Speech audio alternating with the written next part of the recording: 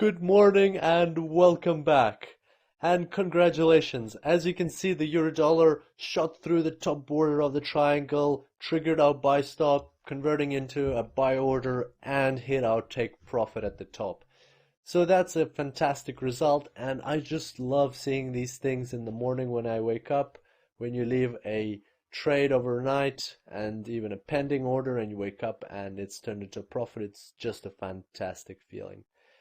Okay, so let's just drag this onto the chart and see how it went.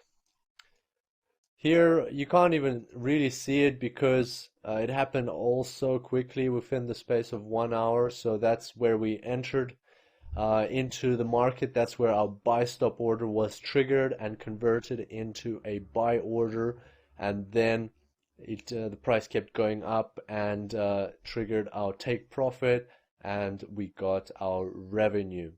So that's a great result. And if we look down here, you'll see that the buy stop order was changed into a buy order. So this buy stop order, it has nothing to do with it. That's the one where the lot size was incorrect and we deleted it.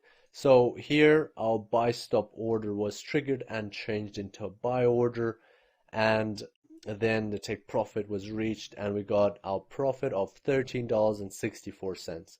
Now that doesn't sound like a lot, but let's put that into perspective. $13.64 represents approximately 2% of the balance that we had at the time. So we earned 2% in the space of several hours.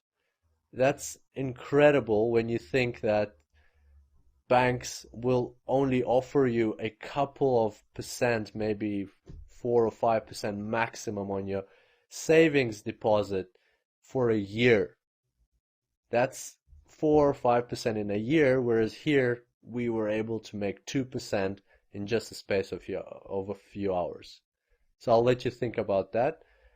What we're going to do now is an important bit, and we have to close or delete our pending sell stop order. So as you can see, the market has gone upwards, so this order has become obsolete, the sell stop, and we need to get rid of it because yes, it will automatically expire sometime later today. However, we don't want to risk just keeping it in the market because the price might still go down and trigger it, and that's not part of our strategy. So let's go ahead and do that. We'll go to the trade tab, and we've got the sell stop order here. All we have to do is double click the order. This window pops up, and all we have to do is simply click delete. And that's done. Now if we go back to account history, you'll see that we've got the sell stop order here. Now the orders are all ranked by their order number. If you want to rank them by the time when you close them, you just click time, and your sell stop order will be ranked at the bottom over here because we did close it last.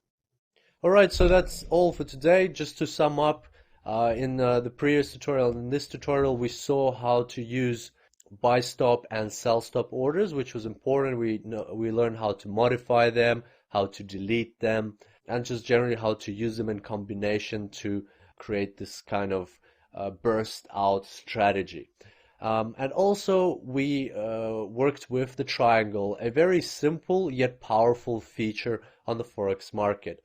A good takeaway from yesterday's analysis was that if you see consistent behavior in the market, that the market is recognizing, for instance, triangle patterns, and one triangle burst out and then another burst out, and now you see a third triangle forming, then there's a good chance that this triangle will work too. So a better chance than if it's just the first triangle you're seeing on the chart.